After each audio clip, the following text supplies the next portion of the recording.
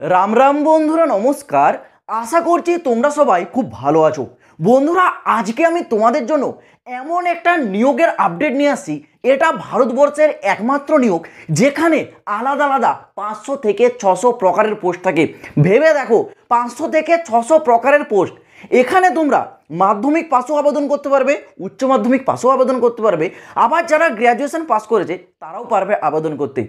Interesting বিষয় কি জানো, যদি তুমি চাও তুমি এখানে একের অধিক পোস্টে আবেদন করবে, একাধিক পোস্টে।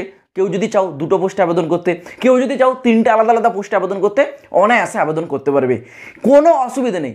আর এখানে যে ডিপার্টমেন্ট সেগুলো কোনো ছোটোখাটো ডিপার্টমেন্ট নয়, কেন্দ্র সরকারের একেবারে top department. Income tax department, revenue department, এছাড়াও আরও গৃহ মন্ত্রণালয়ের যে বড় বড় টপ ডিপার্টমেন্ট আছে, সমস্ত প্রকার ডিপার্টমেন্টের এখানে কিন্তু একসাথে যুক্ত করে নিয়োগটা জারি করে। হ্যাঁ বন্ধুরা, আমি তোমাদেরকে বলতে চলেছি এসএসসি সিলেকশন পোস্ট 13 রিক্রুটমেন্ট 2025। দেখো, এই যে সিলেকশন পোস্ট 13 এসএসসির, এটা কি? এটা তো অনেকে জানে না, নতুন একটা বিষয়। দেখো, আমি তোমাদের একটুও সময় নষ্ট করব না।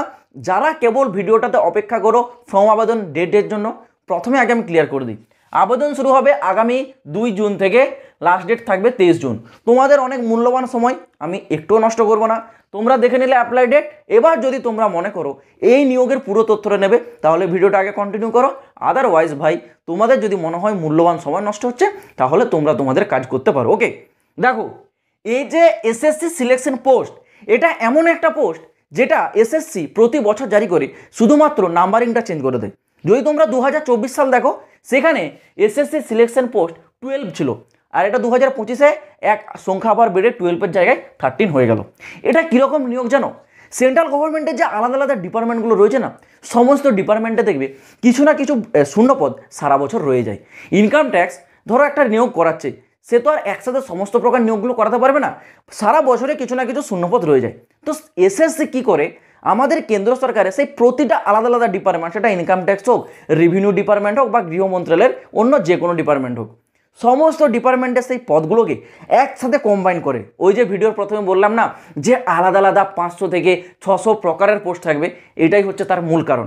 সমস্ত ডিপার্টমেন্টের তরফ থেকে শূন্য পদগুলোকে এক কাছে নিয়ে এসে একটাই নিয়োগ সরাসরি জারি করে দেয়, যার নাম এসএসসি সিলেকশন পোস্ট, যেটা এইবার 13 রূপে তোমরা দেখতে পাচ্ছ। ওকে, দেখো, এখানে তোমরা যারা আবেদন করতে চাও, কিচ্ছু না, যারা মাধ্যমিক পাস করেছো তোমরা এখানে আবেদন করতে পারবে, যারা উচ্চ মাধ্যমিক পাস করেছো তোমরাও পারবে, যারা গ্র্যাজুয়েশন পাস করেছো তোমরাও পারবে।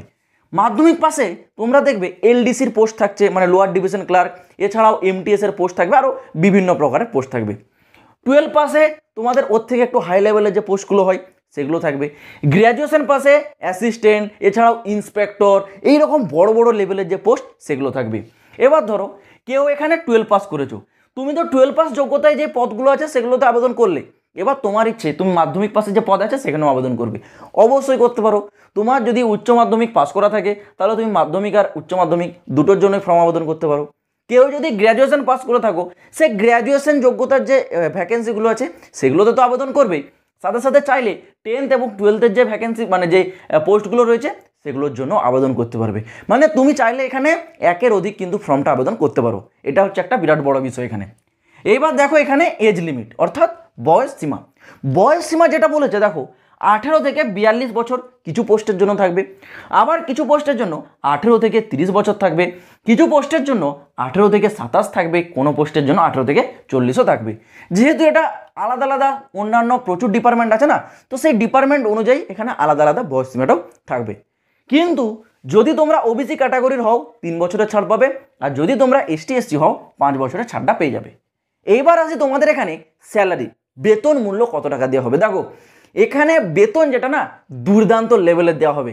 মাধ্যমিক পাশে তুমি যদি কোনো একটা পোস্টে সিলেক্ট হয়ে যেতে পারো, পার মান্থ স্টার্টিং স্যালারি তোমাদের 30,000 টাকা হয়ে যাবে। যদি মাধ্যমিক, মানে আমি 10th পাস ক্যান্ডিডেটদের কথা বলছি।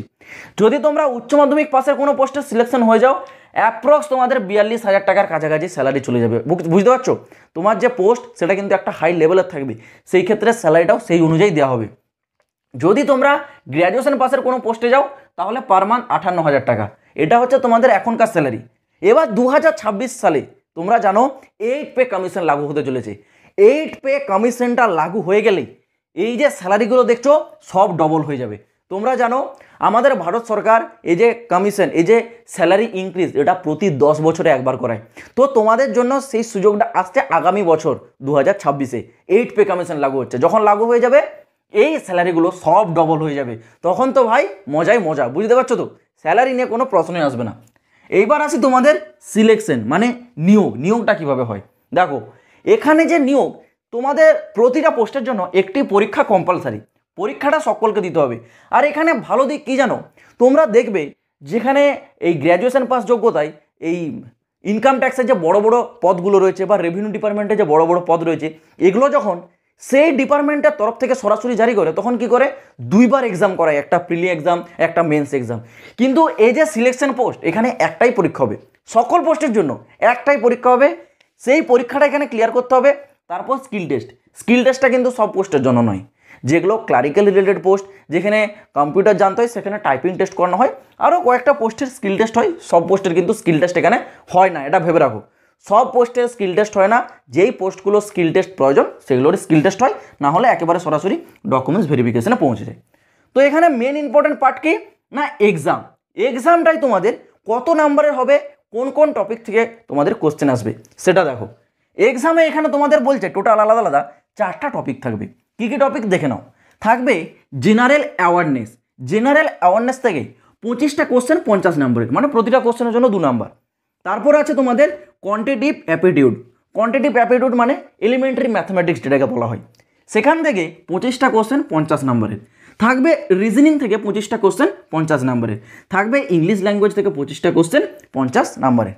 তাহলে টোটাল কোশ্চেন কত হলো, 100টা কোশ্চেন, কিন্তু পরীক্ষার মার্কস হলো 200 নম্বরের পরীক্ষা, 100টা কোশ্চেন, টাইম দেওয়া হবে তোমাদের 60 মিনিট, 1 ঘন্টা তোমরা টাইম পাবে। এখানে তোমাদেরকে খুব ভালোভাবে নাম্বারটা ক্যারি করতে হবে, কারণ তোমাদের সম্পূর্ণ ফাইনাল মেরিট লিস্টটা এই নাম্বারের ওপর ভিত্তি করে তৈরি করা হয়। এখানে যে যত ভালো করে নাম্বার তৈরি করতে পারবে, তার এখানে সিলেকশনের চান্স কিন্তু তত বেশি থাকবে। তো বুঝতে পারছো, এটাই হচ্ছে তোমাদের সিলেকশনের মেন পার্ট। এইবার তোমাদের অ্যাপ্লাই ডেট আমি তো ভিডিওর প্রথমেই ক্লিয়ার করে দিয়েছিলাম। এসএসসির ক্যালেন্ডার অনুযায়ী, মানে নতুন যে ক্যালেন্ডার জারি হলো কিছুদিন আগে, সেখানে মেনশন করে দিয়েছে আগামী 2 জুন 2025 থেকে ফর্ম আবেদন শুরু হবে এসএসসির অফিসিয়াল ওয়েবসাইট। যারা জানো না শুনে রাখো, এসএসসির অফিসিয়াল ওয়েবসাইটের নাম ssc.gov.in। তোমরা গুগলে গিয়ে সার্চ করে দেখো, পেয়ে যাবে।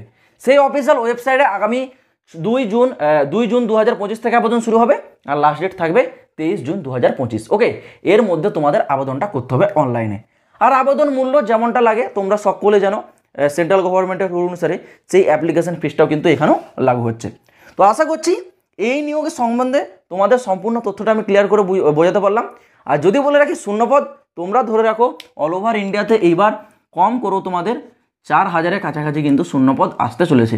এটা কিন্তু কনফার্ম নয়, এটা তোমরা তখনই জানতে পারবে যখন এই 2 জুন ডেটটা আসবে, কারণ এই ডেটেই তোমাদের ফুল নোটিফিকেশান আউট হবে, তখনই তোমাদের এই ভ্যাকেন্সিটা ডিক্লেয়ার করা হবে। ওকে, তো অ্যাপ্রক্স তোমরা ধরে রাখো 4000-এর কাছাকাছি শূন্যপদ কিন্তু আসতে চলেছে।